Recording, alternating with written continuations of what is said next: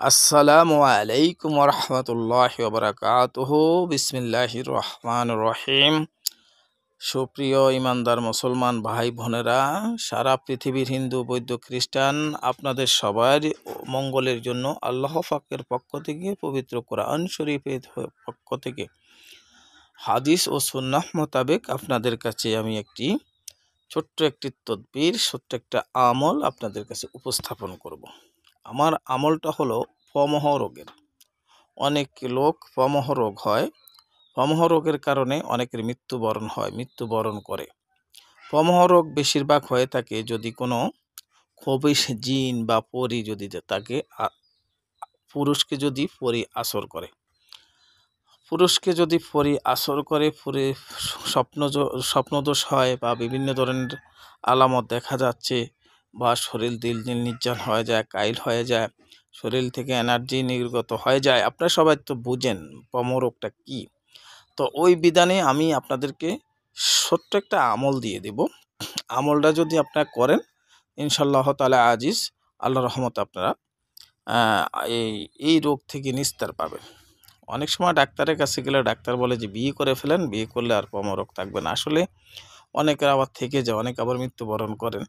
সব কিছু আল্লাহর হাতে। তবে আমি যে তদবিরটা দেব, প্রমহ রোগী যারা আপনারা মধু নেবেন, খাঁটি মধু নেবেন। খাঁটি মধুর ভিতরে আপনারা একটা আয়াত আছে, এই ছোট্ট একখানা আয়াত, খাঁটি মধুর ভিতরে আপনারা 11 বার পড়ে ফু দিবেন। প্রথমে দুরূদ শরীফ পড়বেন, যে কোনো দুরূদ শরীফ 3 বার পড়ে ফু দিবেন। ফু দিয়ে ছোট্ট একটু আয়াত আছে, আয়াতটা পড়ে আপনারা ইয়াতে ফু দিবেন। ওয়াসিল খান্নাস, কি বলছি? ওয়াসিল খান্নাস বলে ফু দিবেন 11 বার, 41 বার, 21 বার, যে যতবার দিবেন অতই ভালো হবে, পয়দা হবে। তবে বিসমিল্লাহ সহিত দিবেন। বিসমিল্লাহির রহমানির রহিম। ওয়াসিল খান্নাস বলে মধুতে ফু দিবেন। ফু দেওয়ার পরে লাস্টে দুরূদ ইব্রাহিম পড়বেন। আল্লাহুম্মা সাল্লি আলা মুহাম্মাদ ওয়া আলা আলি মুহাম্মাদ কামা সাল্লাইতা আলা ইব্রাহিম ওয়া আলা আলি ইব্রাহিম ইন্নাকা হামিদুম মাজিদ। এইভাবে দুরূদ ইব্রাহিম পড়ে ফু দিবেন। এইগুলো কোরআনের আমল। এই মধুটা যত্ন সহকারে রাখবেন। প্রতিদিন সকালবেলায় ফজরের নামাজের বিছানা হাতের তালুতে নিয়ে, আল্লাহ শাফি আল্লাহ মাফি বলে বিসমিল্লাহর সহিত সেটে খাবেন। এভাবে 7 দিন খাবেন। আর আরেকটা কাজ করতে হবে, সেটা হলো আপনি যখন প্রস্রাবখানা বা পায়খানাতে যখন প্রবেশ করবেন, বাম পা দিয়ে ঢুকতে হবে আর দোয়াটা পড়তে হবে, আল্লাহুম্মা ইন্নী আউযু বিকা মিনাল খুবসি ওয়াল খাবাইস।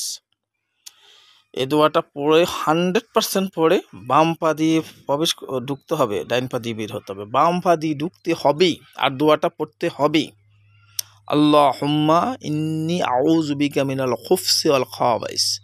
এটা পড়ে প্রবেশ করবেন, আর কিছুই লাগবে না। কি লাগবে?